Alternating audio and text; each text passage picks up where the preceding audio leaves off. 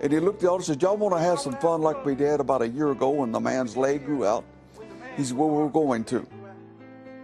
And he laid his hands on his shoulder. Brother Garcia looked down and said, Brother Tommy, I could look down into that hole in his shoulder and see the bone.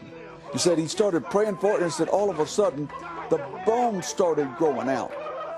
In about 4 inches, the flesh started growing around it. And he said, I sat there, it took only seconds, but to him, it was slow motion. And he watched it as it just grew out. And he says that he watched as the fingernails appeared all of a sudden. This man, his chin dropped down to about here. How he ate, I don't know. And even those people at Azusa told me they didn't know.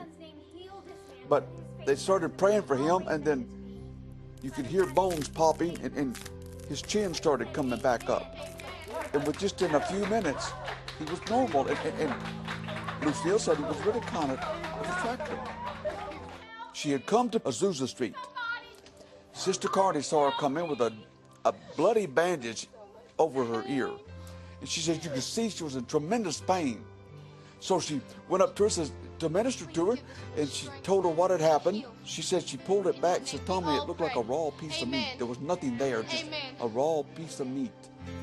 Well, she started praying for it, and the woman said, oh, I feel tingling, and the pain's all gone. The pain is gone. So she said she yanked it back and looked, and right before her eyes, that was her first creative miracle. She said, the ear, a brand new ear.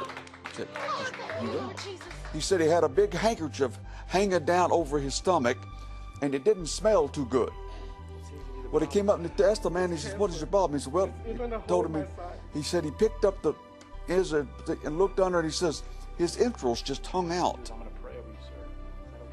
Hung down on his side.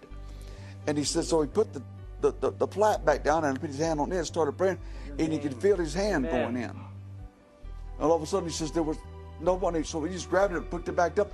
There wasn't even a hole. It just closed up right in front of him. His entrails went back into his stomach, and it closed up. He got closer and he realized the man was blind, stone blind. So he had more compassion. Went up and says, what did you come here for? He says, well, the people are telling me people come in here and they get healed. He said, I want my eyes healed. Okay. He said, okay, let's pray. Let's pray. He prayed for the man. His eyes got healed. Even the stench of alcohol left. And later on, through the Midwest, he had great revivals with the Assemblies of God. Even my hometown. He established a church there. Had hurt his leg in a football game, and he had it in a cast. Well, when I was speaking, I had him come down and sit in a certain area, and I said, now you people up there, you pray. And I said, I mean you young people, as well as these older ones. You pray, and if God tells you to go, leads you to go pray for somebody, obey, go down and pray for them. Well, this little girl got up, and she looked about 10, but she was 13. She walked down there and laid hands on this man, and all of a sudden he started jerking, and he went yelling, get the cast off. They busted this cast off, and he started dancing around the church. It took me a while to get him to get that little girl over to me. Everybody was going crazy.